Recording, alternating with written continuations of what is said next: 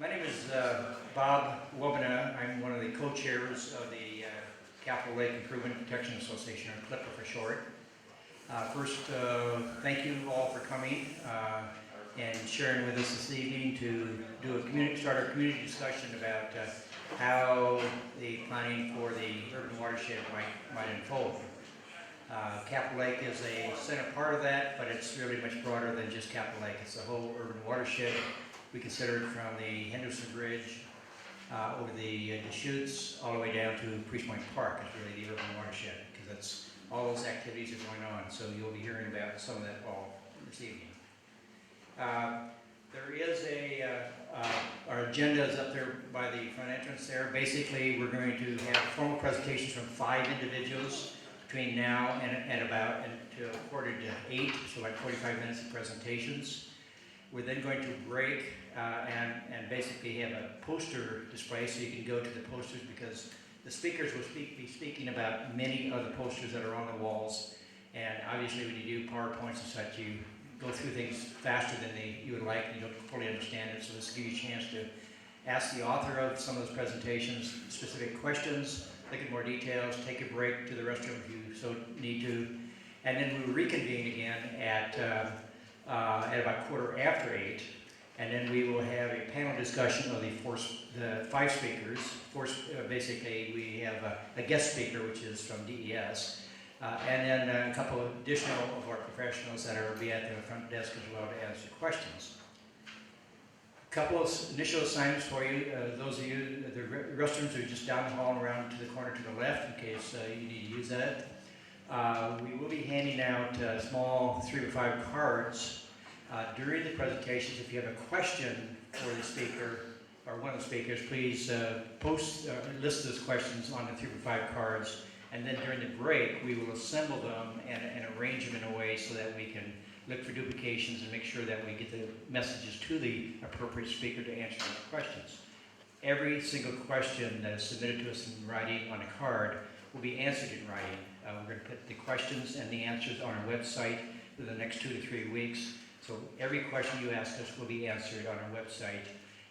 We will answer as many of them tonight as we can, but in case we don't get through to all of them, we will answer them all in writing, so that way you can see it in a written form as well as a verbal form. So again, 45 minutes of presentation, half an hour of poster discussions, and then another 45 minutes of question and answers of the panel, and then just a wrap up in the last 5 minutes. I'm going to introduce the 5 presenters all at once, and then we'll go through them so that just for continuity. And I'm going to start in reverse order of the speakers. The last of the 5 speakers is going to be Carrie Martin from DES, and Carrie is the asset manager with DES Facilities Division, and she's been working with GA since 1989 and has been working on Capitol Lake for the last 3 years. So welcome, Carrie. Thank you for joining us and helping us. She's going to be talking about the Ruckelshaus Health Center and the new program that's evolving from DES on that part. The speaker just before her will be Dennis Curry. Dennis is over here on the left. Dennis has 55 years of experience in cost analysis and needs assessment. He's a former regional manager of MGT of America, Inc., a national consulting firm. He previously worked for both the Washington State and Oregon State governments. He's board member of the Walnut Creek Homeowners Association. He's going to speak on the issues of the capital cost and the long-term cost impacts of what the lake project might be all about. The speaker before him will be Jack Havens. Jack is there. We lovingly call him a retired veterinarian, and most of you probably brought your dog to him at some time or another over the last 20 or some years. He's a past chairman of the Washington State Veterinary Board of Governors. He's a past board member of the South Puget Sound Salmon Enhancement Group for 6 years. He's a docent for the Kennedy Creek Salmon Trail and South Sound Estuary Association. He's a member of the stream team.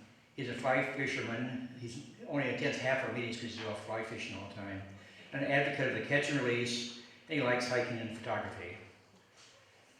And then before Jack will be speaking on the the role of the urban waterfront in the fabric of our community, just how it really affects us as a community. He has a lot more thoughts than that, but basically his focus is on how the lake and the urban watershed fits into our community as a whole. And then, and I apologize when I introduced, I'm catching up right here. Okay, Bob Holman before Jack will speak, and Bob has lived in Thurston County for approximately 40 years. His background in engineering and project management in the chemical industry. He worked several years as a lot industrial waste program manager and the maintenance and lab supervisor. He worked with the Department of Ecology on a variety of wastewater and stormwater permits for lot and for our community. He currently serves on the Deschutes River TMDL advisory panel. And Bob is going to speak to us briefly about the role of the lake in flood management and the sediment management issues surrounding the lake. And then our leadoff speaker is has about a third to a half of the time we've set aside for the presentations is Dr. Dave Milne. Dr. Milne has a BA in physics from Dartmouth College, a PhD in entomology from Purdue University. His research was an invasion of exotic tidal marsh grass, and I won't give the title formal name, in the Pacific Northwest. He's the sole author of a book on the marine life in the sea. His extensive marine field work in both Hawaii and throughout Puget Sound. He's a professor. Evergreen doesn't use the word professor in the same manner that a lot of university does, but one of his colleagues said he truly is a professor of marine science and professor of biology at Evergreen State College for about 30 years. He taught at Evergreen for 30 years and retired with tenure and as emeritus, so we rightfully call him Professor Milne. He taught an advanced marine program with K.V. Ladd, Dr. K.V. Ladd and Carolyn Dobbs. And Dr. Ladd observed that impressed with Professor Milne's ability to ferret out mistakes in the state report. This has to do with the whole modeling issue he's going to speak to, and an important issue tonight. And because mistakes from her perspective are major in terms of the conclusions that might be drawn from it. So with that, I'm going to turn it over to Dr. Milne and we'll start our program.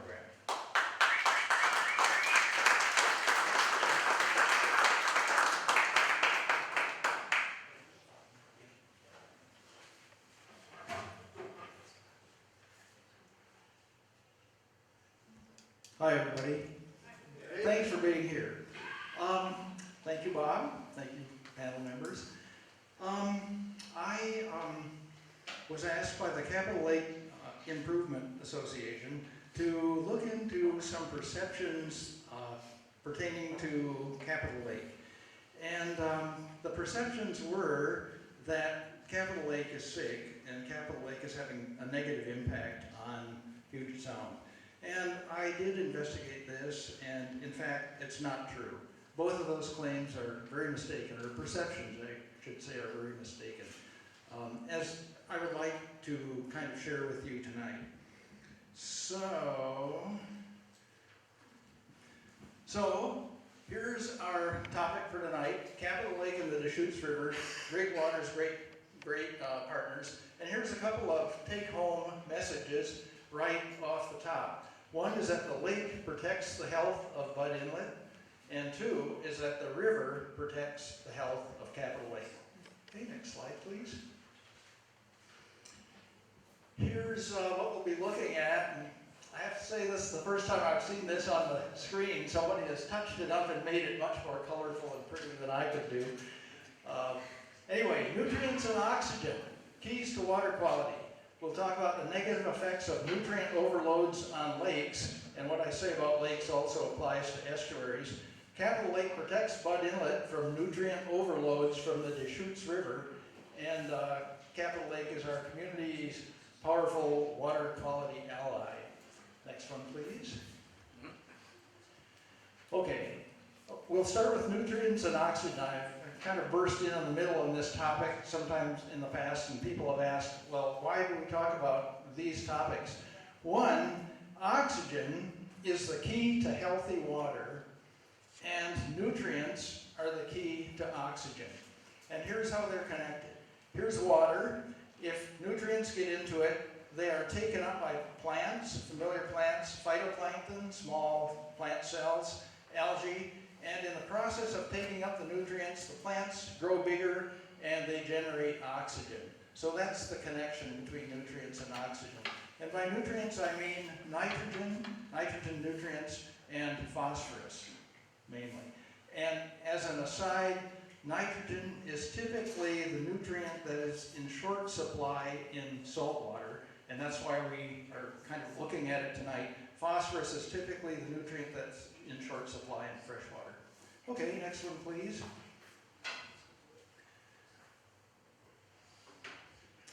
Now, oops, we skipped a slide. Yeah. Who uses oxygen? Well, this is not news to anybody. Organisms that live in the water, aquatic organisms, take their oxygen right out of the water. Some organisms, like us, take their oxygen right out of the air. And the kind of thing that may not be well known is that in water, oxygen is always perilously close to running out. We don't worry about that in air, but even in the best of times, there's enough oxygen for aquatic organisms, but it would be very easy to use it all. Next slide shows some characters that do use it all sometimes. Who else uses oxygen? Bacteria and chemicals created by bacteria. Now right at the bottom of lakes and estuaries, anywhere where there's a muddy bottom, there's a carpet of very, very abundant bacteria. And usually, in fact, I don't want to say always, but usually, there's a black zone right underneath the surface of the mud that, in which oxygen does not penetrate, and the bacteria that live there don't use oxygen. They create chemicals that use oxygen. So these decay bacteria at the surface and the ones in the black zone creating chemicals can actually use up as much oxygen or more as all of the things that you can see down there, the fish, insect larvae, crayfish, octopuses, clams, so on. So, okay, next one please. Do you want to mention the H2S? Oh, H2S, that hydrogen sulfide, that's one of the chemicals that the black zone generates. It's actually toxic. You can smell it at low tide. It's hydrogen sulfide smell.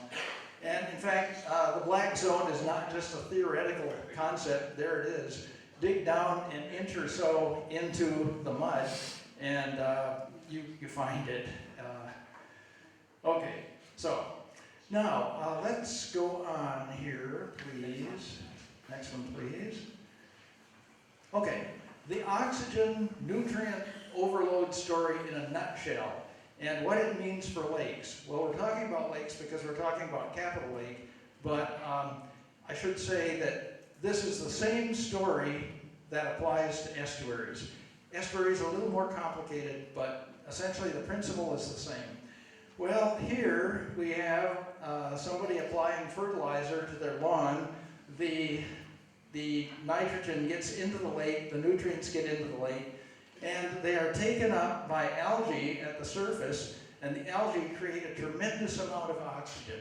Now at the surface, a lot of that oxygen just fizzes off into the air, but some stays in the water. Now the algae that grow up there find their way to the bottom one way or another. They've been eaten by animals and defecated on the bottom, or they just plain sink. And once they reach the bottom, they start to decay. The bacteria that we were talking about start to decay them.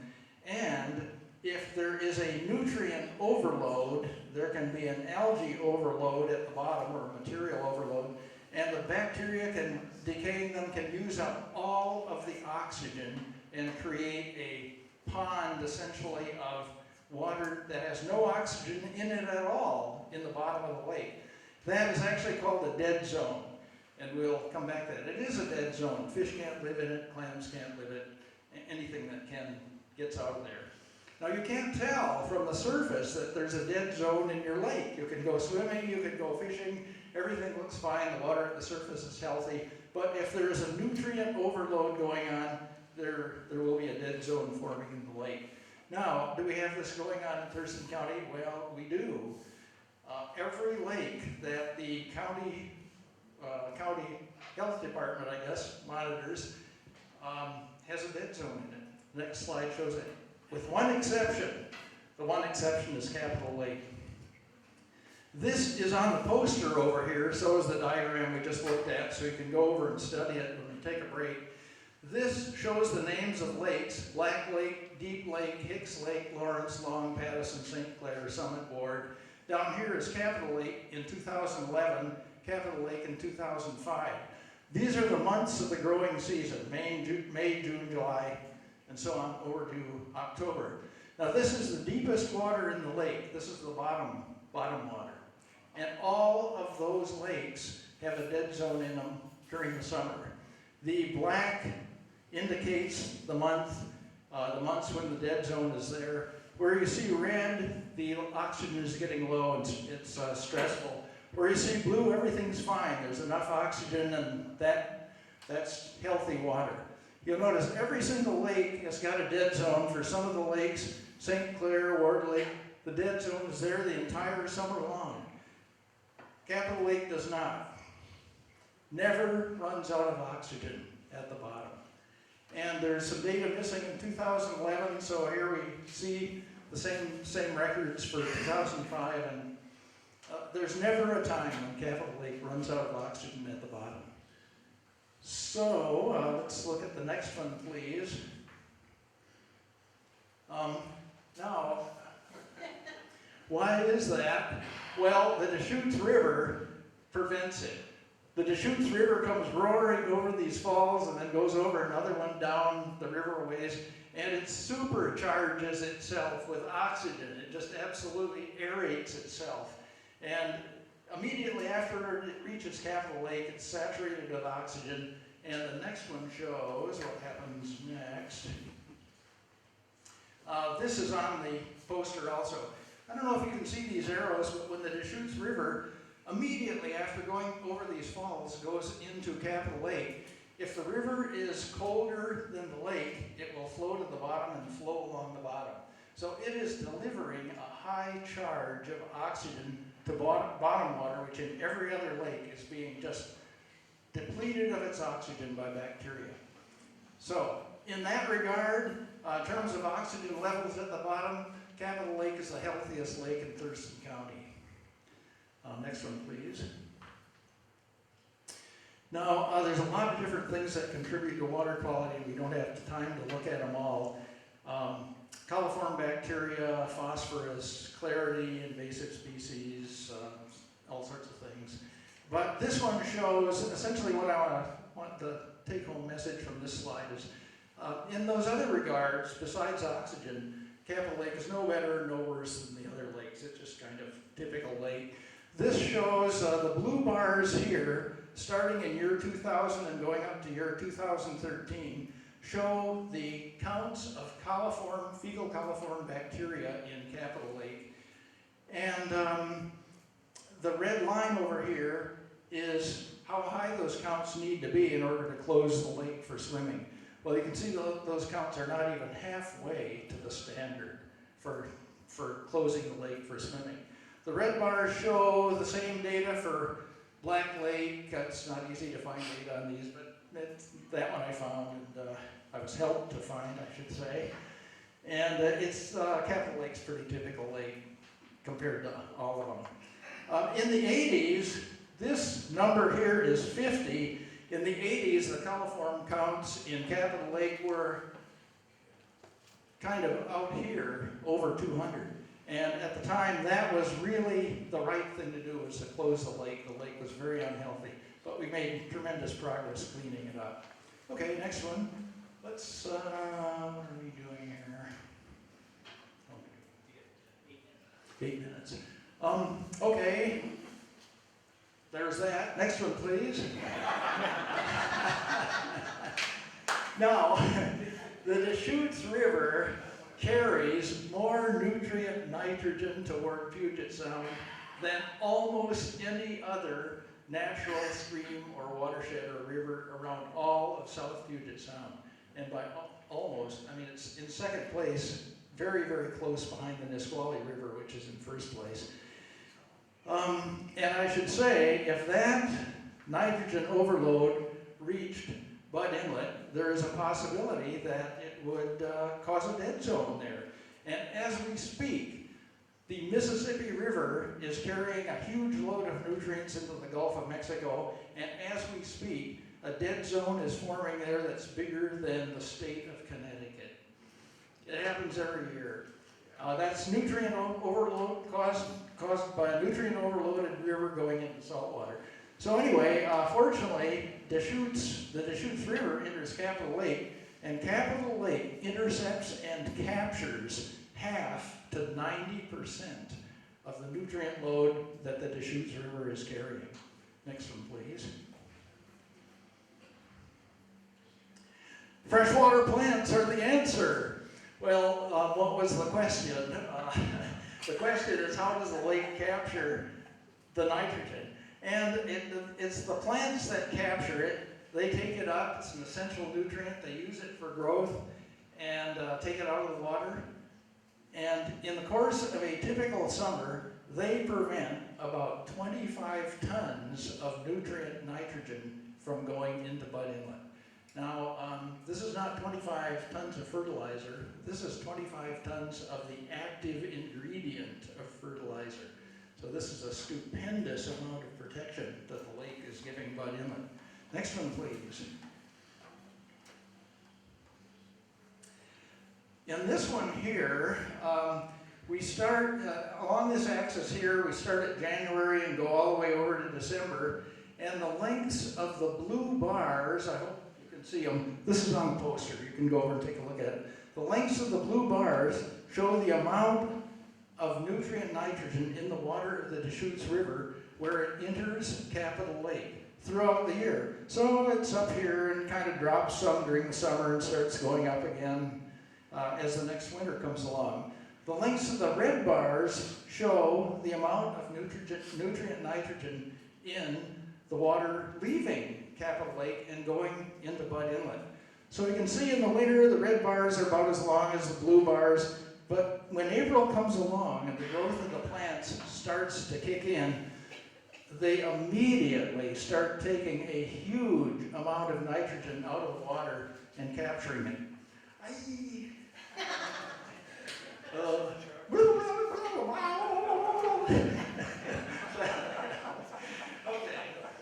Next one, please. Yes, please. This is on the poster, so you can look at it.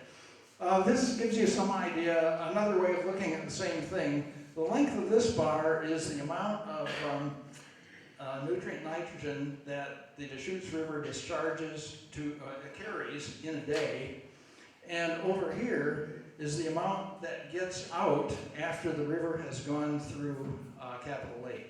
Now you can have one of these or the other. If you have Capitol Lake in place, you get this amount of nutrient every day going into Bud Inlet.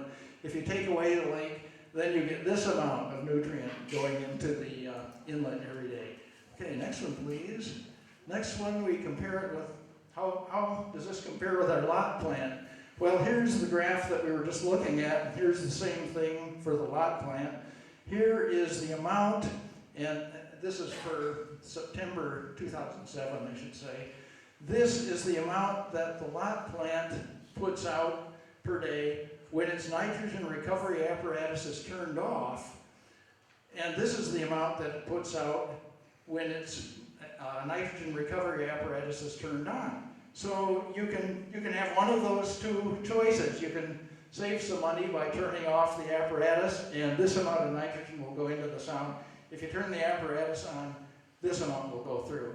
Well, you can see that the lake starts with a bigger load and reduces it to a lower load, and the lot plant captures about 50% of the nitrogen going through it, and going through its recovery apparatus, and the lake captures about 70% in this particular case. Next one, please. We only have three more slides. This is an attempt to summarize everything I've been saying in one slide, and I believe that it's, no, I'm sorry, it's not over there. Anyway, there's some big differences between what goes on in an estuary and what goes on in the lake. In the lake, we have large plants. They grow slowly. They stand there. They're perennial. They can get bigger year after year. And the potential is there for us to harvest them, take them out of the water, actually take nutrients out of the water. You don't often get a chance to do that. Without the lake, without the dam, the nutrients would go directly into the water, the salt water, and they would grow the same number of tons of microscopic plants that are quite different. They have fast forward life cycles. 24 hours is the length of their generation. They grow fast, they're eaten fast. You don't see them floating around like you do in Capitol Lake, but the situation is the same, except now it's in salt water. Next one, please. This is one slide that summarizes it all in one picture. If this is a view toward the bridge looking toward the dam, if the dam were removed, we would have a lot of nutrients coming out here, a lot of algae growth, a lot of production of oxygen, a lot of sinking of biomass, and a lot of consumption of oxygen at the bottom, where it really matters. With the dam in place, we don't have much nutrients coming out. We have kind of a modest level of oxygen production, modest level of sinking, and modest level of using up nitrogen at the bottom. Okay, last one is just summary slide. This is one with some take-home lessons that are maybe surprising to you, given what people kind of perceive around here. One, Capitol Lake is one of the healthiest lakes in our county. Two, the lake takes tons of nutrients out of the Deschutes River every summer. And three, the lake protects the bottom water of Puget Sound from oxygen depletion. So I was told that I had to end up saying, oh yes, yeah, it's not the end of the lake, not the end. And the lake is a fantastic environmental asset to our community in addition to its aesthetic and economic qualities, and we should treasure it and preserve it. Thank you.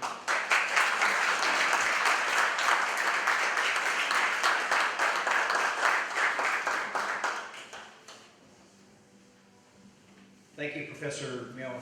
And now Bob Holman is going to speak to us on the sediment management issues and the flood management issues. Bob?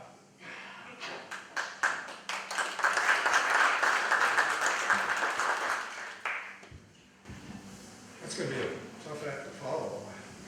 I don't have any slides. That's why I only have 5 minutes. Okay. I'd like to talk briefly about two issues, sediment management and flood control, that are critically important to Olympia, both now and in the future. And that's regardless of what we decide to do with Capitol Lake. I'll try and provide some information that shows you why I feel that retaining Capitol Lake is the preferred alternative. We have to go back a number of years, long before Capitol Lake was created by constructing the dam, to see why we have the situation we do today.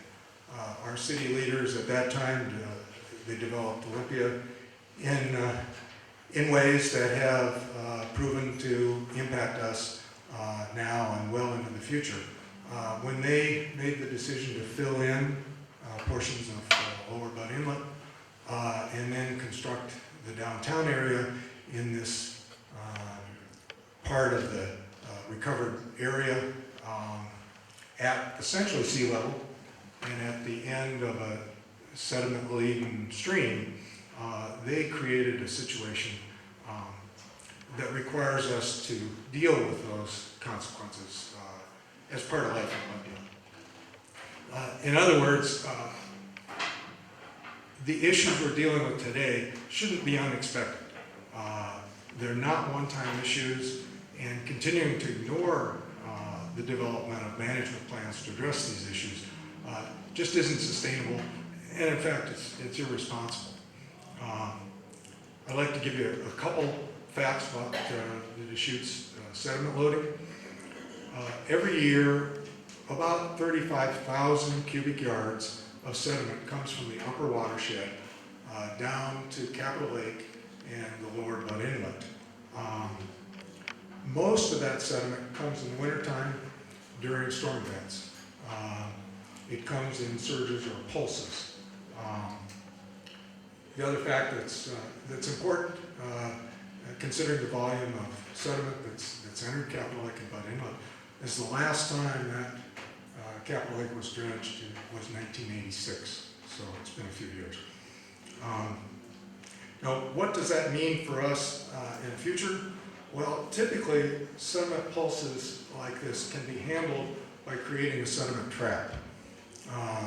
This is a way to collect the sediment for later removal and disposal. Now, if you were building a sediment trap for the Deschutes here in Olympia, it would look a lot like the North Basin in Capitol Lake. That's essentially what it is. For that to be effective, though, we have to remove the sediment periodically. And we need a sediment management plan to do that, and that's what's been missing for the last 30 years, since 1986.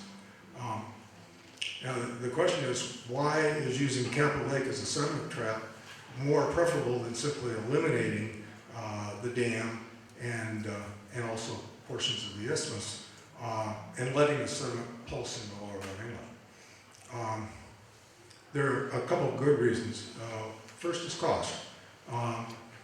Removal of the sediments in Capitol Lake is a fraction of the cost of removing those same sediments in Lower Puget Sound around all the marinas, around the port property, around the parks that we have there. And in addition, the sediments in that Lower Bud Inlet area have the potential to be more contaminated. The sediments in Capitol Lake are relatively clean. So that adds to the cost as well. Second, and perhaps more important, is the timing of sediment removal. If you have a sediment trap, it allows you to collect that material and remove it at a time that's convenient, based on permitting, based on available funds. And if you remove the dam and allow the sediment to pulse into Lower Bud Inlet, you're going to have to deal with it right away. And that has increased costs, and it also may limit your use of the facilities in Lower Bud Inlet until that sediment can be removed. So, we've got a minute left. This is just a brief review, so let me go from sediment to potential for flooding in downtown Olympia. First of all, we refer to the dam on 5th Street as a dam, but in fact it's constructed as a tidal lock. It was designed to limit the tidal fluctuations in the Capitol Lake Basin and provide the backdrop for the Capitol. DES currently uses this tide lock mechanism to minimize the potential for flooding.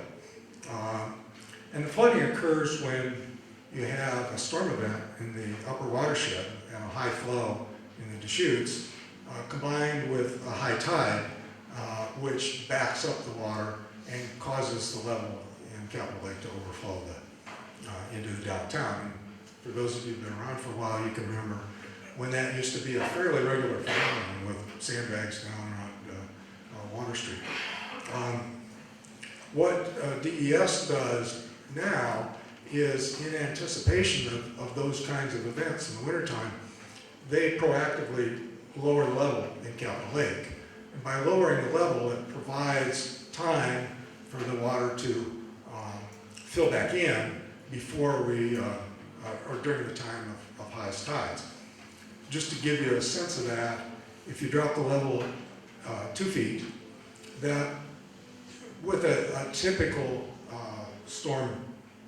winter storm, you get about 90 minutes of capacity before the level goes back to its normal level. And you combine that with the 3 feet or so from the normal level up to the top of the wall at Heritage Park, that gives you nearly 4 hours of time before you have the potential for flooding. So does that solve all our problems? No, there's lots of variables, but we know that being proactive gives us an opportunity to deal with those situations. And DES is doing that. They did it in February with a storm event, and were successful in not having any flooding in downtown.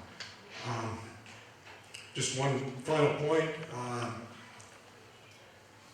Probably goes without saying, but if you were to eliminate the dam, eliminate Capitol Lake, you also eliminate the potential that Olympia has to deal with the flooding, because you're going to immediately be at the mercy of the tides. And rising sea levels have the potential to make those events more frequent and more significant. Thank you. Thank you, Dr. Bennett. Everybody's going to have a chance to ask questions during the panel discussions with any of these speakers. Jack Havens. I'd just like to say that my wife and I have been listening to Ralph Monroe talk to us over the last 35, 40 years, and I'm pleased as punch to be able to stand here and make him listen to me. I wonder if any of you have read this book. It's called, it's called What's the Economy For Anyway? It was written by two guys. One wrote Affluenza, which I'm sure lots of us have read. The other gentleman lives in Tacoma, and he is the executive director of Earth Economics. And he has spoken to our Capital Land Trust breakfast group. And as a matter of fact, I purchased this book from one of his associates. The reason I like the book, and it's so germane to what the subject is tonight, is because it deals with quality of life with human beings while we take better care of the environment. And I thought, and think, of course, that many of their concepts, many of their themes are appropriate to this issue. Here are three of the themes that they espouse. Using natural capital to improve environmental health at little or no cost. Appreciation of beauty is a basic need. Maslow's hierarchy of needs. Attractive urban amenities promote social cohesiveness and happiness. Now, regarding using natural capital to improve environmental health at little or no cost, Dr. Milne has spent 20 minutes telling her that we have one of the most valuable natural assets in the state of Washington. It delivers oxygen to Puget Sound, and it takes out so much nitrogen that my understanding is we would have to pay for a new lot plant in order to accomplish that. And my understanding is that is about $55 million. I think that's quite significant. Slide 2. A second reason why this natural capital is so helpful to us, and something that doesn't get mentioned nearly enough, but it hit me from the get-go. And it goes like this. Effective environmental strategies, such as the Growth Management Act, acknowledge that attractive urban amenities help to concentrate business and residences into urban areas, reducing human invasion of undeveloped watersheds. That's not me saying that necessarily, that's Peter Swinson. Anybody know Peter Swinson? Peter spent 32 years as a city planner for the city of Olympia and as a county planner for the county of Thurston. He is a very, very strong environmentalist. I can't tell you what he said about taking the dam out. It would not be appropriate. but there's a poster right here. And that poster has to do with an interview that Peter gave to me about a year ago. And it makes very, very good sense. I'd like to say that people in the Capital Land Trust ought to pay very close attention to this, because this is exactly what buys us time to get funds to preserve and conserve these lands that are being undeveloped next to our watersheds. Next slide.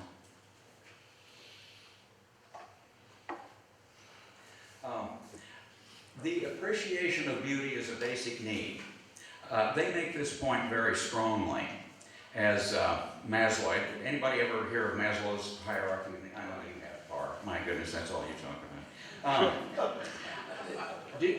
Does everybody in this room know that the #1 wonder of Thurston County, as voted by our grassroots folk, is Capitol Lake? It's the view of Capitol Lake from the lawmakers' pavilion. And about 90% of that is Capitol Lake.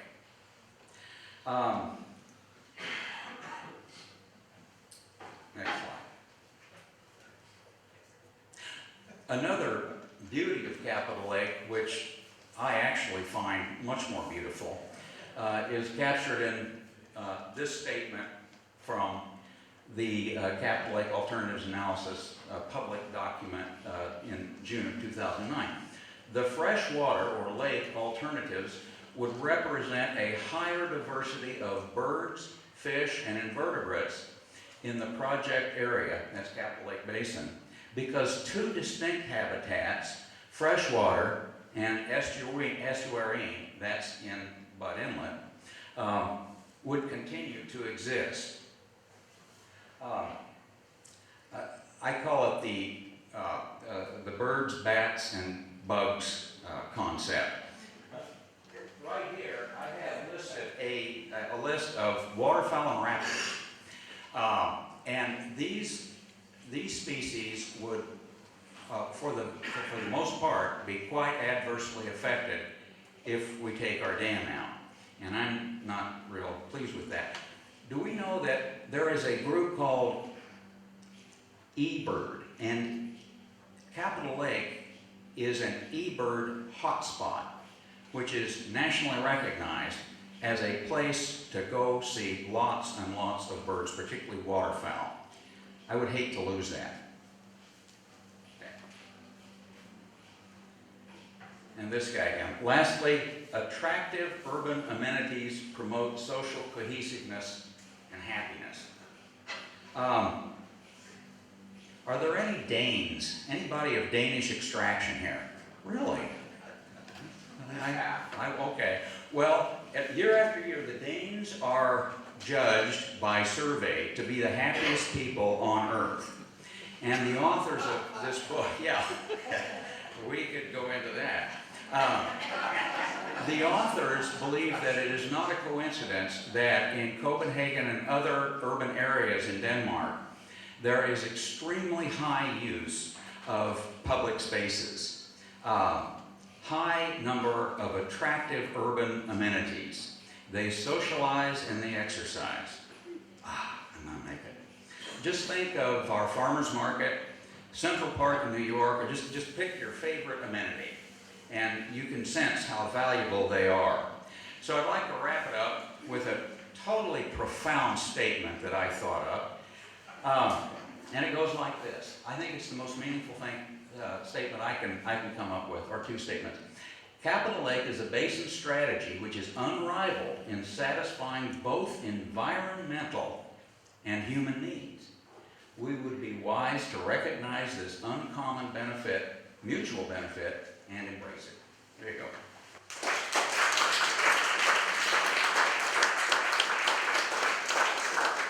Dennis Curry on cost. Well, as Bob mentioned, I'm going to talk about cost, but I have to apologize that I overlooked that $55 million. Son of a gun. That's not included. I'm going to talk about costs and benefits of alternative futures for Capitol Lake. What we had an opportunity to pick up a handout. If you didn't pick one up, it'll cover more things than I'm going to be able to cover. Also for you really, really intense numbers people, there are the spreadsheets that I developed on our website. So you can go there and see all the little details about how these costs were developed. The first set of costs, and cost is a broad concept, are the expenditures that would have to be made given one or another of the alternatives.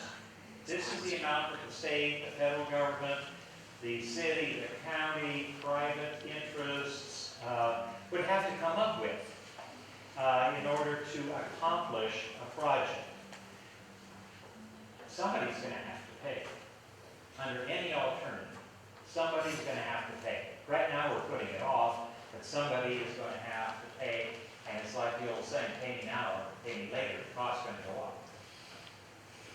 First, let's look at the alternative to remove the regulating dam and convert the lake to tidal mudflats that similar to those that existed before the dam.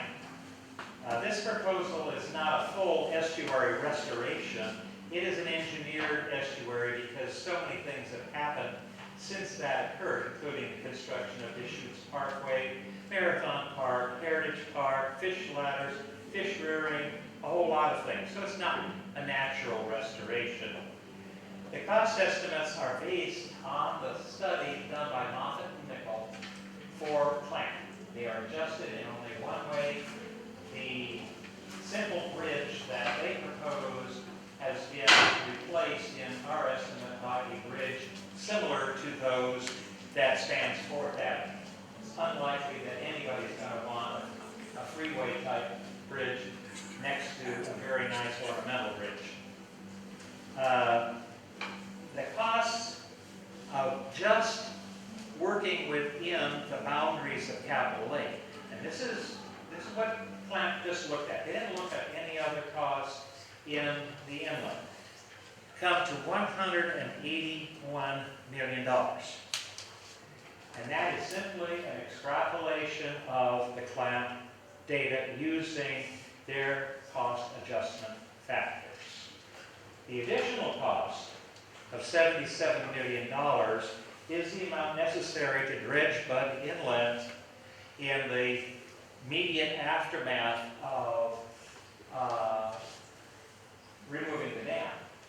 That $77 million is based upon the cost per cubic yard that was encountered by the Olympia Yacht Club just earlier this year. So there's actual data that supports that.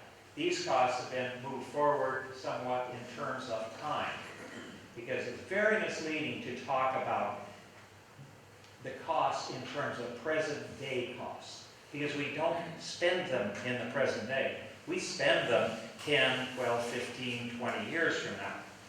So the 20-year cost that is indicated in this chart of removing the dam is $258 million. That's the amount of money that ultimately would have to be appropriated by somebody. Now, the other alternative is to actively manage the lake by periodic dredging. In other words, taking out the amount that comes in. The 35,000 yards that comes in, you take it out, you wait a while, more comes in, you take it out. This prevents silt buildup in Bud Inlet. The cost of doing this, based upon the engineering analysis that was done for our organization by Gary Larson, and using the same cost adjustment factors, not playing around with any different cost adjustment factors, is just under $40 million for 20 years. In this time, 880,000 cubic yards of silt would be removed, and that pretty well covers the 875,000 cubic yards that would come in over those same 20 years. Okay, let's go to the next slide, because there are other costs that are involved. Based on a study conducted for the Port of Bellingham by DST Associates of Bellevue. The western portion of Bud Inlet, the boating industry, generates over $24 million annually in economic benefits to the community. This would amount to about $5.3 million over 20 years. There'd be a loss of local taxes that are generated by this economic activity, totaling, well, that includes, I'm getting a little ahead of myself. The other part of this is the economic activity generated by the Port of Olympia. And this, the data on this is based upon the economic analysis that was done recently by the port. So therefore, we have a very large amount of economic generation and jobs and taxes that would be lost unless there were a program of dredging in Puget Sound, in Bud Inlet. If that organized regular dredging in Bud Inlet is done, these benefits would be retained.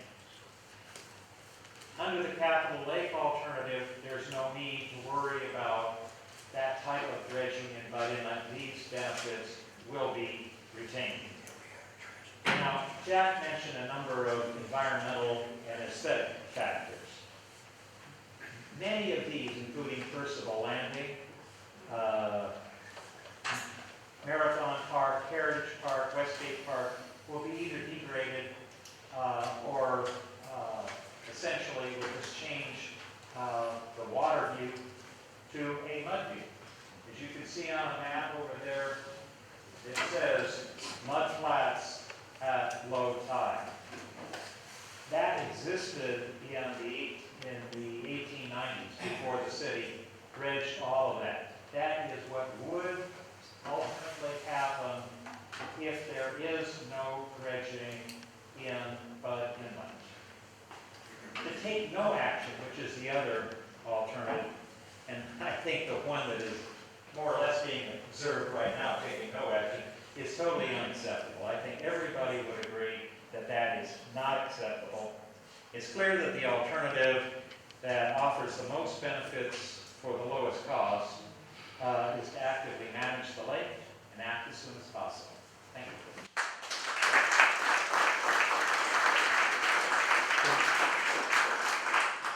Thank you, Dennis. Carrie Martin from DES now will speak to us about the new upcoming program at Ruckles Health Center.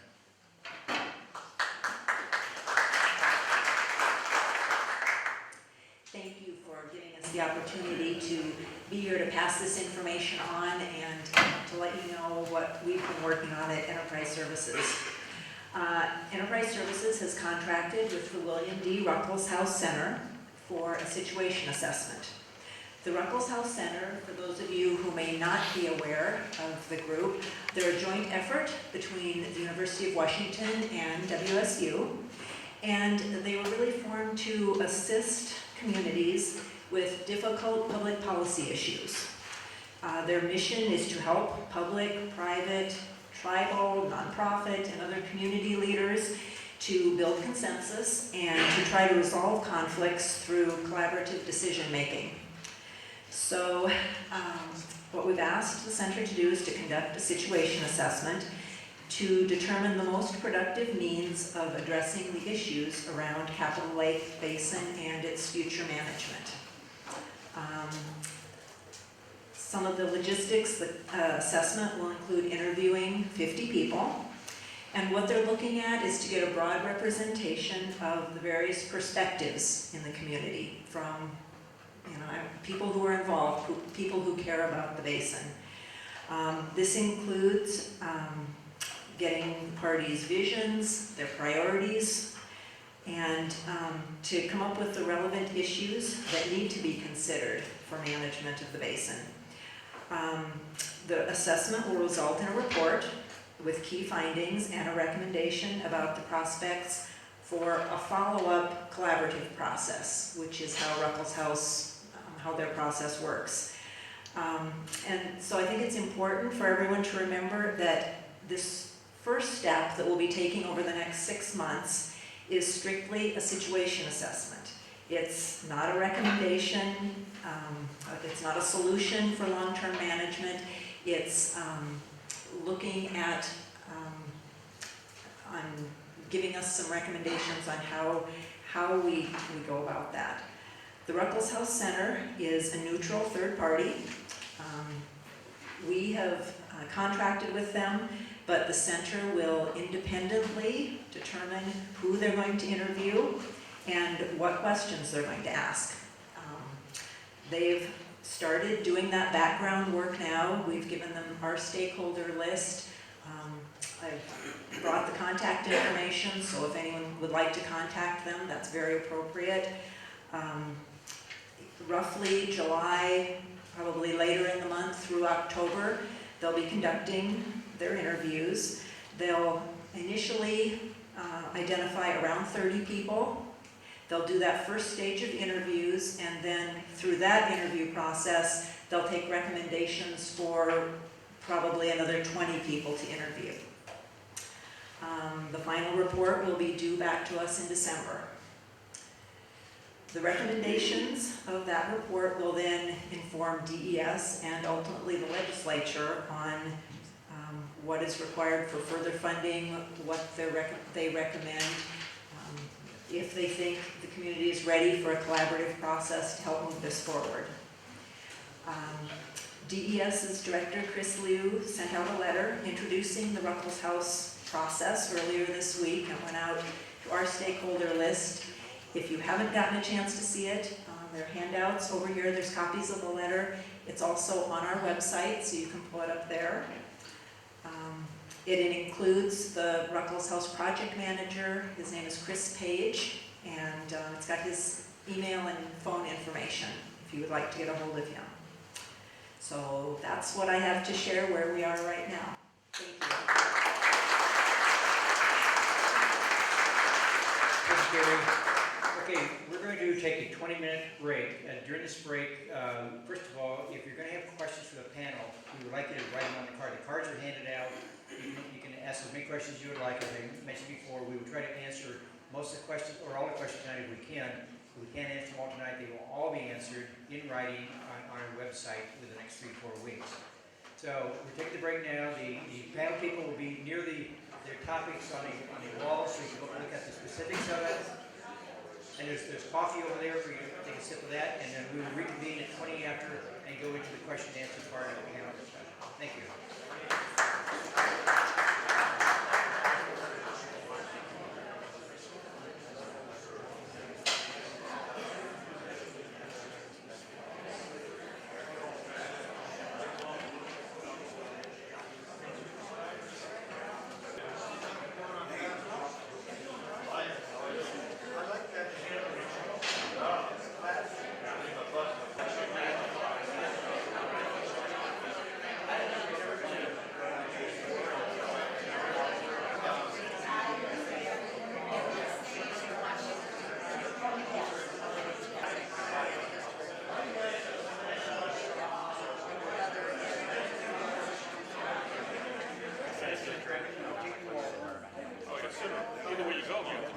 Okay, we had 2 more people up here with our group.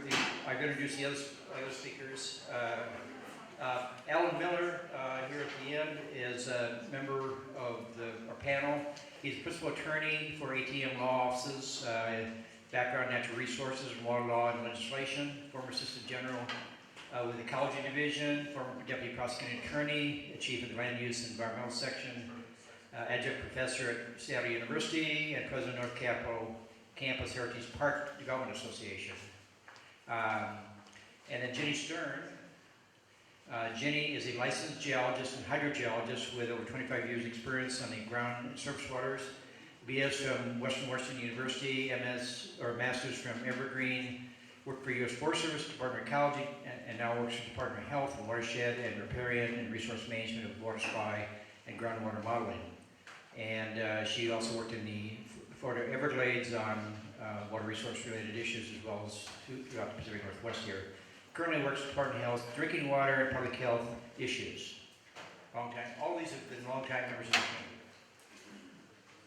So what I'm going to do is I'm going to try to pick a variety of the questions so we get a cross-section of background here and try to pick something that will help be cohesive in this program.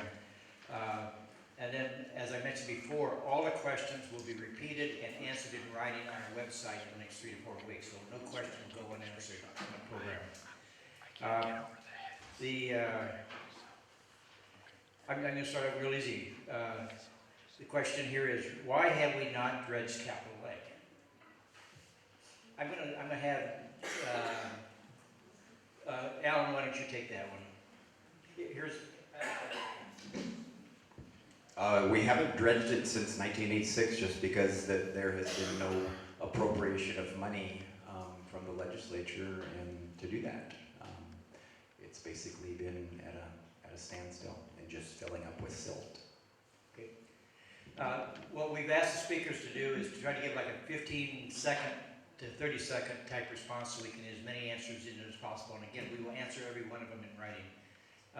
And then after we get through a few of these, and if there's a specific burning question that you want to ask that we haven't covered, you can ask that at that time. Dr. Milne, how much of the nitrogen in Bud Inlet comes from the north area, i.e. the Tacoma area, Pierce County, and Seattle area? Wow. Could you repeat the question, please? The way I understand the question is there's nitrogen loading in Bud Inlet. Some of it comes from the north, some of it comes through Capitol Lake. Right. Okay. Got it. A tremendous amount of nitrogen comes into Bud Inlet from the north. Just comes around the corner around Boston Harbor and sweeps right into the bottom of Bud Inlet.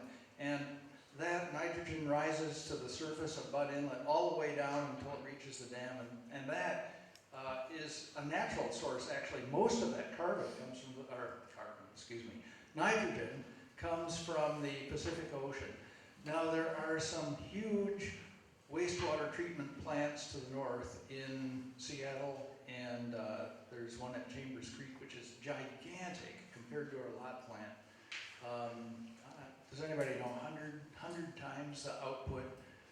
Something like that? 10 times? I don't know. It's huge. Anyway, a lot of nutrient nitrogen comes into Bud Inlet from the north, and most of that is from the Pacific Ocean. And maybe, I'm just taking a guess here, 10% of it, 20% might be from wastewater treatment plants to the north. Now, from our inlet, some of what goes out actually sinks into incoming deep water and comes back in as well. So the sense of this, I think, is that whatever the Deschutes River and the lot plant are doing, they are adding on to a big stream that's coming in anyway. And life in the inlet is sort of adapted to that stream, because most of it's been coming from the Pacific for just thousands of years. And what we're doing is sort of piling on top of that more than the local community is kind of used to producing. Very good, thank you. Next question is going to be for Jenny, and I got three cards, but three questions kind of merged together. The first part of the question is around, it says, and I'm going to answer this one, Jenny, you get to answer the second half. What problems exist with removing sediment that contains invasive species, i.e. the mud snails? There's a map up here that none of the speakers got a chance to speak to. It's a recent map from Fish and Wildlife that shows about 27 locations around Washington State that has mud snails in. It's not just Capitol Lake, but it's about 27 locations around the state. There's another map that we have that we'll have on the website, which is a national map. So mud snails are really found throughout the United States. And then there's also a quote that we received from an invasive species expert who's talked with Fish and Wildlife to help us understand some of the same questions.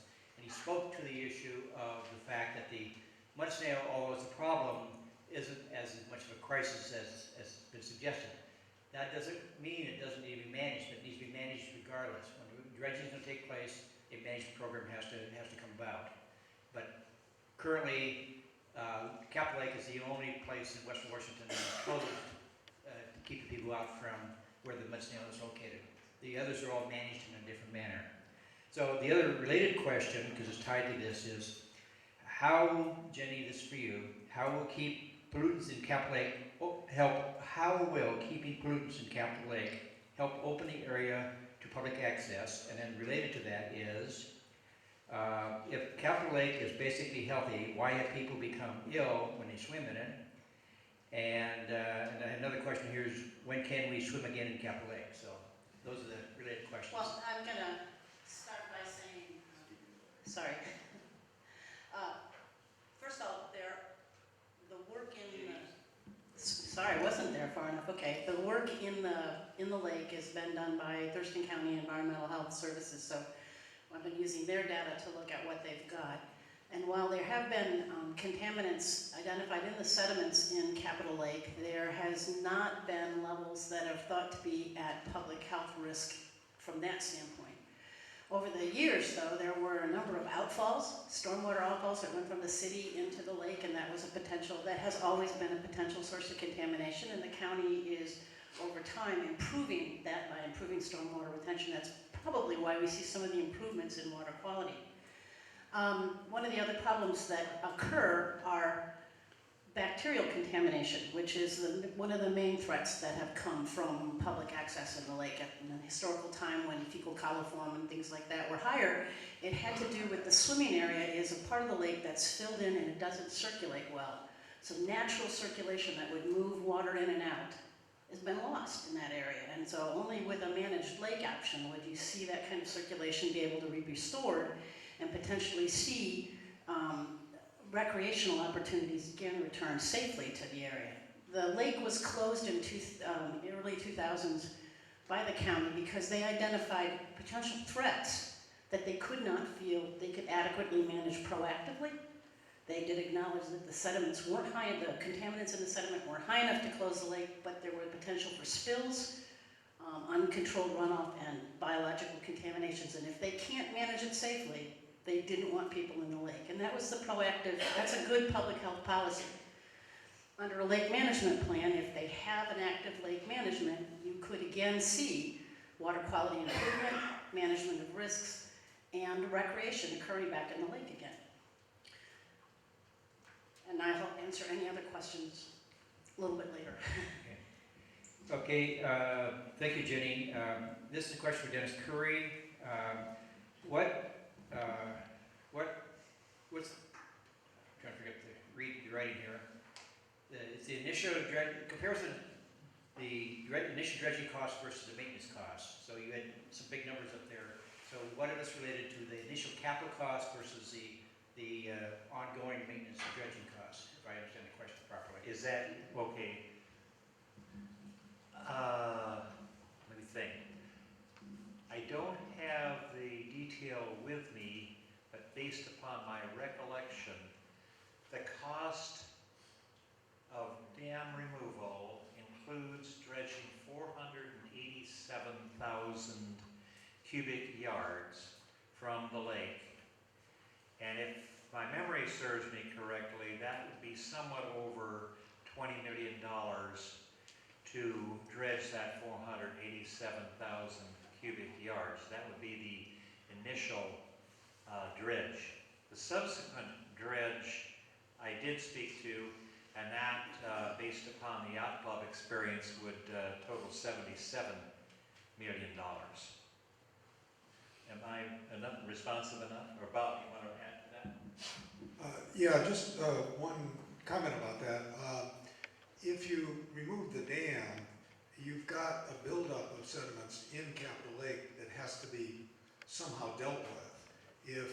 If you don't, then the first time you have one of those big winter storms, you've got 30 years worth of sediment that's going to end up in the lower Bud Inlet. So that's an untenable position. So you must dredge at least a portion of that material out of the area that's now Capitol Lake Basin.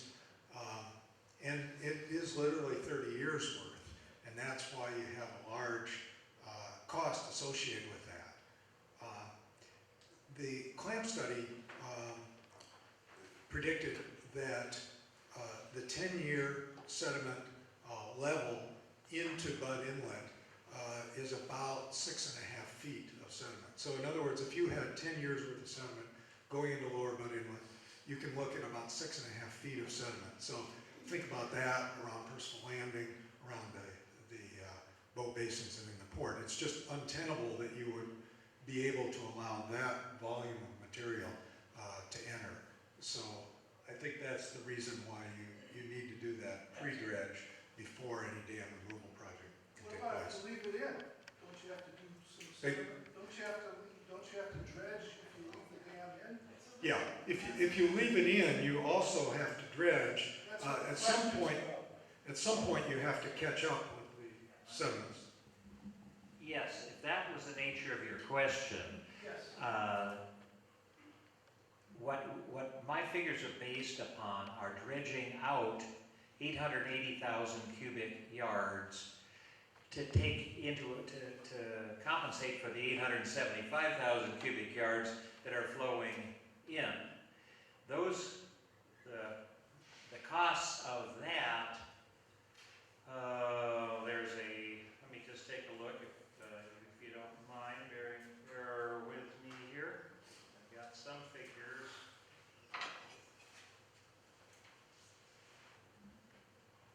Okay. The cost of that, 8 and 17, about 18, $19 million. Okay, this is another question with a couple questions to it. I'm going to answer. I'm going to ask the three questions. I'm going to give the one back to you, Dave, to answer.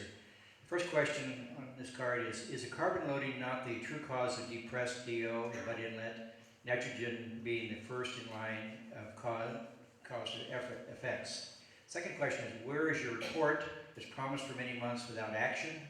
And three, it would be nice to see some science, not just summaries. I'm going to answer the last two because the Dr. Milne's report, which is about a 40-page report, is available. Anybody that wants it, we will make it available to them. It's been available since March 17th. And the summaries were just basically, because it's a one-page executive summary, to give the conclusion. But that detailed report was shared with ecology and shared with other folks. It's available, and we'll make it available to whoever. It will be online as well. The first question you get to answer, because you're the scientist, Mr. or Professor. Is carbon loading not the true cause of depressed DO in Bud Inlet, nitrogen being the first in line of causal effect? Is carbon loading the true cause of depressed DO? Yes. Yes, it is. The carbon that sinks to the bottom in the forms of phytoplankton, dead cells, dead animals, animal feces, particles, just plain organic particles. That is all the stuff that the bacteria at the bottom decay. And as they decay it, they use up oxygen. So yes, that's true. Where does the carbon come from? The carbon ultimately comes from the photosynthesis of plants, which is stoked by nitrogen. So I think we're just simply talking about the same thing here. Here's a question on sediment. Again, a little bit from probably Bob and a couple of folks there can help with this one. The Schutz was an estuary before white folks dammed it. What will you do with silt in the lake? Lake will fill in otherwise. So let's answer that question. So it's basically what will happen with the silt that's in the lake? The 800,000 cubic yards that Dennis talked about. Well, we have some experience with that. Back in '86, I don't know the volumes that were removed, but it was substantial. And that was done by placing the spoils from the hydraulic dredge into a diked area at the south end of the basin and creating what's now the interpretive center down in that area. So there are other opportunities to do the same thing. In fact, I was talking to someone here earlier, pointed out that the area just on the west side of Bud Inlet would perhaps be a place to locate the spoils. also along the west side of the North Basin might be an appropriate area. These are things that have to be looked at in some detail, and obviously we're a ways away from that point. But you do have a rail line that runs on the west side of the North Basin that could be used to transport the solids off-site. The sediment from the Capital Lake Basin is relatively clean, and once you've done whatever needs to be done to mitigate any snail activity or that sort of thing, it would probably be a fairly good material to utilize as fill in a variety of areas. Okay, there's another question here that's sort of related to the same thing, and there's a couple other cards that ask the same question. First of all, as I understand it, Dennis, under your calculations and Bob, what you said is you got the sediment to dispose of, whether you dredge it and dispose of it, keep the lake there, or whether you take the dam out and you have the sediment and you have to dispose of it that way. Because otherwise, what you do is you fill up lower Butt Inlet and you lose the Butt Inlet to any boating whatsoever. That's correct.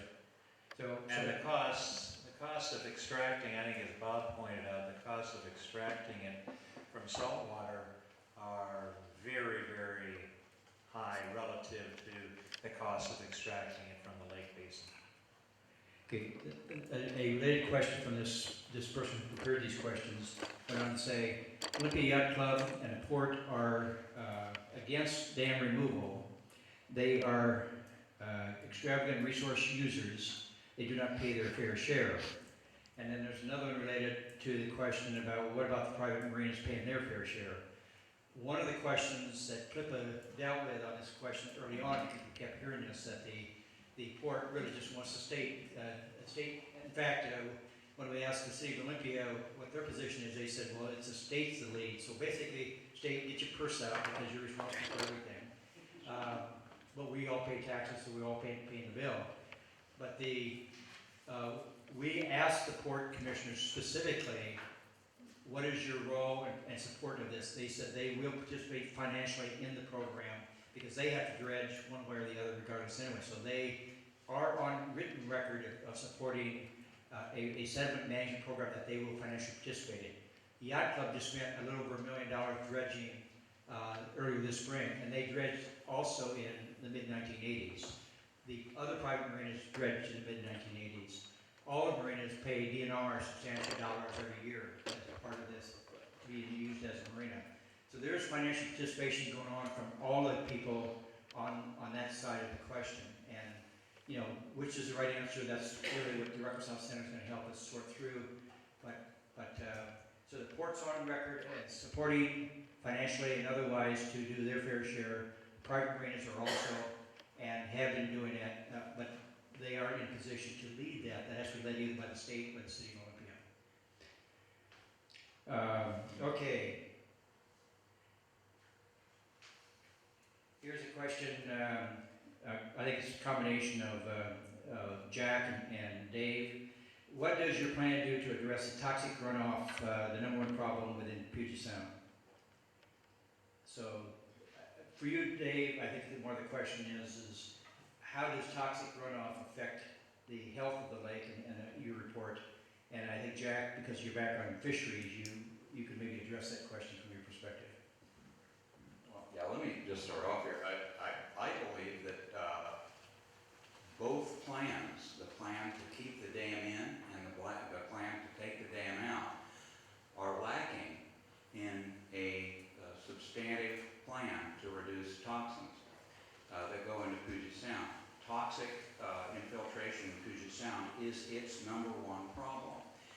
We are very, very fortunate in this watershed that toxins are not a serious problem directly here. But as to what a specific plan is right now, I don't think we've had enough time to really get into that, and we certainly intend to. Well, toxic runoff in the watershed and into Puget Sound is something that I am not terribly familiar with. I can say that besides the fact that it's toxic, it exacerbates the depletion of oxygen, because when things are dealing with toxins underwater, they're using more oxygen. And if there's less oxygen, the toxins just kind of pile on top of that problem. I personally think that whether we end up with a lake or an estuary, the toxin problem will be pretty much the same for both bodies. Jenny, oh, here you go. I think the argument is, it's clear that in both there needs to be a toxic management, and that falls many times to local governments. Stormwater management is one of the ways they're managing toxic runoff from the urban environment into the watershed, whether there's an estuary there or a lake. Upland, there's watershed management plans, and that's one of the things that any plan that's adopted should absolutely be talking about, is how are we managing the upper watershed as a healthy element of the watershed. We think a lake contributes to that, but it's a part of the discussion.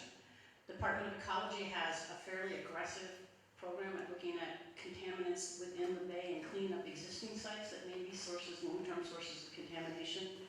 So there isn't a magic bullet, but there are some important things being built in place by the partners in the watershed to continue to manage down the risk from toxic contaminants. Alan, this to Alan. Did the state agencies ever seek the expertise of evergreen professors, i.e. the water quality in Puget Sound versus other consultants? I'm not sure you. I don't know. There was an EIS done back in the mid-90s, I believe, and I would assume that evergreen professors were involved, but I really don't know. Okay. Dr. Milne, comment about, not so much that, but the question would be is, your classroom studies of Puget Sound, what kind of time frame did that cover? Classroom studies of Puget Sound, that time frame covers from about 1972 to, for me personally, about 2005. And I have to say, at the time when we were all out there taking data on Eld Inlet, Bud Inlet in the 1970s, I sure wish I had that data at my fingertips now. We just kind of got rid of it because it was a class exercise. And here and there, I still do have a report, in fact, an astounding report on Eld Inlet from about 1973. And it's very, very valuable to me personally now, and I wish I still had all of that other data. I do believe that Dr. K.B. Ladd has saved a lot of her chemical studies data, and that right at this time is an extremely valuable thing to have at our fingertips. Thank you. Here's another question. You will answer part of it, and I'm not sure who else will answer the rest of it. It says, are all the plants growing in the lake good, or are some a sign of poor conditions related to the lack of maintenance and dredging? Wow, are all of the plants growing in the lake good, or are some, related to lack of maintenance? Right. When you are in ecology, you don't really think in terms of are organisms good or bad. You just sort of see them in the context of the system that they're in. Now, there are some in the lake, there's an interesting thing about this. A lot of probably most of the plants, rooted plants, floating plants, big plants, are native species. And I always instinctively think that's good. Some of them are not. The Eurasian water milfoil is an introduced species, and there might be one or two others. Now, where am I going with this? Well, let me tell you an interesting anecdote. There are some plants that are definitely not good, you might say, from the nutrient standpoint. They're known as blue-green algae. They're microscopic things. It's incredibly interesting. And they are able to create nitrogen nutrients. Now that is the reason why lakes are often more short of phosphorus than they are of nitrogen.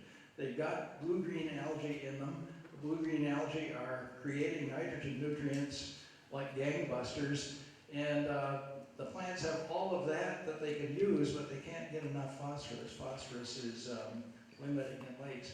But in Capitol Lake, blue-green algae are not very prominent of all things. I don't know why this is, but I think maybe the heavy plant cover has something to do with it. And also the flow-through system has something to do with it. They have fast life cycles, but the water flows through the lake in just a couple of days, and before they can really get a population explosion going, they've gone over the dam.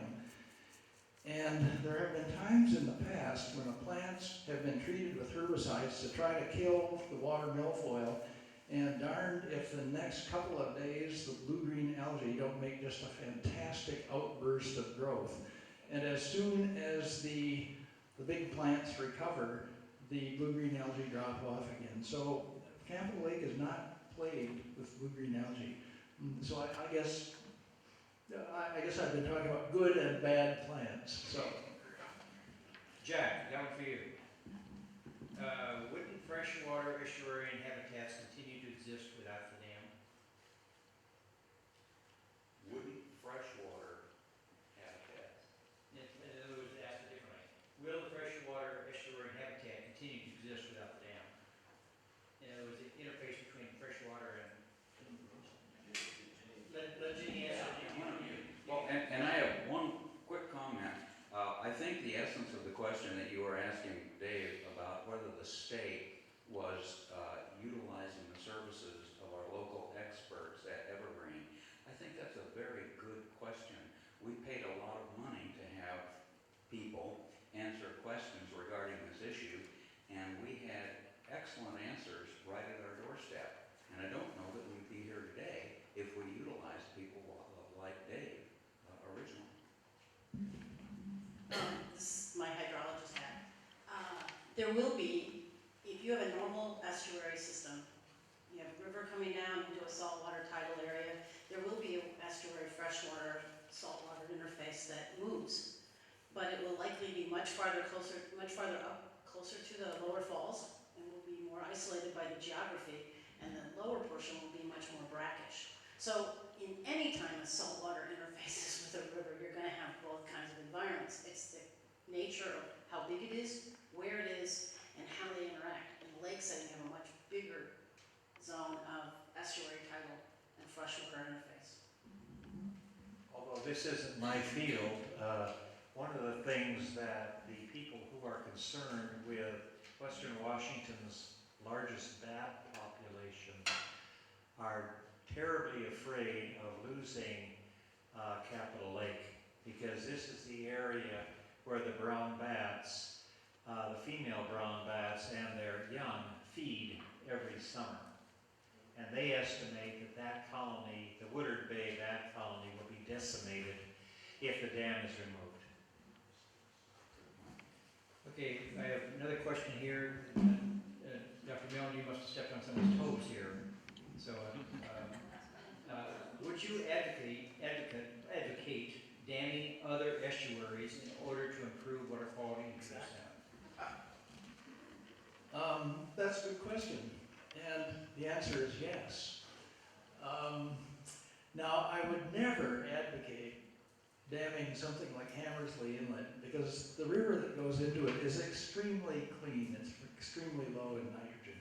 There's no problem there. And the other inlets have no serious nitrogen input. Maybe Henderson is an exception. Bud Inlet is unique in that it has this gigantic potential input of nitrogen coming from the Deschutes River. And when the river was dammed, the people who did it really weren't damming it to do water quality treatment. They were creating a reflecting basin and a park and so on and so on. But they inadvertently created a tremendous water treatment facility. Now, why do I say yes? Well, most of our water quality problems the dissolved oxygen problems, I should say, in Bud Inlet are over in East Bay. And in the area between the end of the Port Peninsula and KGY. Now, East Bay is a shallow bay doesn't have very much volume, and it has a small creek pouring out of a pipe that you've all seen as you've gone out East Bay Drive, right at the end of it. That's Moxley Creek. And Moxley Creek is one of the highest in terms of a concentration of nitrogen nutrients in its water of any of the little streamlets around South Puget Sound. Now, fortunately, it's an extremely tiny creek. If it was huge and loaded like that, it would just blow dissolved oxygen off the map. And I have thought that, okay, I'll share this idea with you, and we, can evaluate it. I have thought that if you really wanted the cheapest, quickest, most effective, and aesthetically attractive fix for the nitrogen problem that Moxley Creek, I'm convinced, is causing, why not just back it up behind a small dam, create a couple of acres of freshwater wetlands upstream before it gets to tidewater, and use that freshwater wetland to take nitrogen out of the water in the same manner that Capitol Lake does. I think before we start demanding that the lot plant be upgraded or expanded for $50 million, that this other thing about maybe damming Moxley Creek in a modest way could actually give us a lot of help. One last question, and we'll see if any quick questions from the audience, additional because of our time. This is going to be for Alan and Jack, I think. Why do you say that the public overwhelmingly favors the lake? Right, it's a good question, and it's very, very important. When CLAMP was in its heyday, they had the opportunity to survey the public at large to see where they stood on this issue. Certainly, an issue of this importance and magnitude deserves the public's input so that our public representatives at least know partially how they should vote. That survey was never done. Instead, what they did is they took a sample of 18 persons that had visited a public interest meeting that was sponsored by CLAMP persons, and they surveyed them. And from that, they repeated twice in the public document, the alternatives analysis document, that their findings indicated that the public had no opinion on this matter. That is very, very unfortunate. Oh, I'm sorry. And one step further, in 2010, late 2010, after the elections, there were 3 persons who our science and policy panel interviewed. They had discussed this question with over 10,000 residences as they campaigned. Each person said that it was an overwhelming, that was the word that was used by each one of these candidates, overwhelmingly people want the lake. We did this surveying also last fall with 2 candidates running for city council, and both candidates reported back an overwhelming number of our residences want the lake. I'm one of those elected officials that is doorbelled, and I would say that 95% of the people that I doorbelled extensively are in favor of the lake. I mean, basically, we've got the most beautiful state capitol campus in the world here. It's our one world-class architectural feature, and people just don't want to destroy that. And Capitol Lake is a key element to the reflecting quality of reflecting the beautiful buildings up on the hill, and you can see where Wild and White came up with the idea. I mean, just 10 years before, the National Mall in Washington, D.C. was designed, and they, what was part of their features was reflecting water. So you imagine the Washington Monument, the Jefferson Memorial with mud flats in front of it. I mean, it's not conceivable that people would want that. So it's easy to see that people want to keep Capitol Lake. And the Potomac is a tidal basin. Okay, we're at the bewitching hour. We have a few more questions. Some of the questions are very detailed on the chemistry. Those will be answered by Professor Milne in our question and answer in the website part of it. Other questions are broadly, but we will, to the best of our ability, we will state the question as we receive them and then provide an appropriate response in writing. That will be done in 3 to 4 weeks on our website. What I'd like to do is, first of all, a round of applause for our panelists.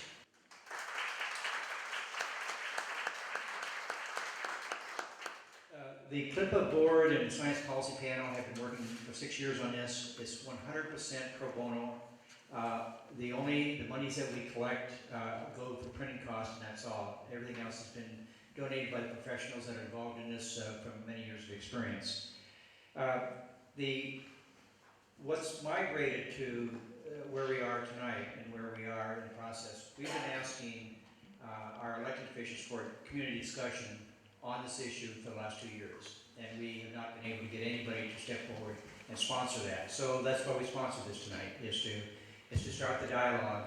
We've asked the elected officials to help us convene, or for them to convene a group, and we think the Ruckelshaus House Center might be that mechanism that might help do that, to convene a leadership team, because it's kind of going like this. It's the other person's responsibility.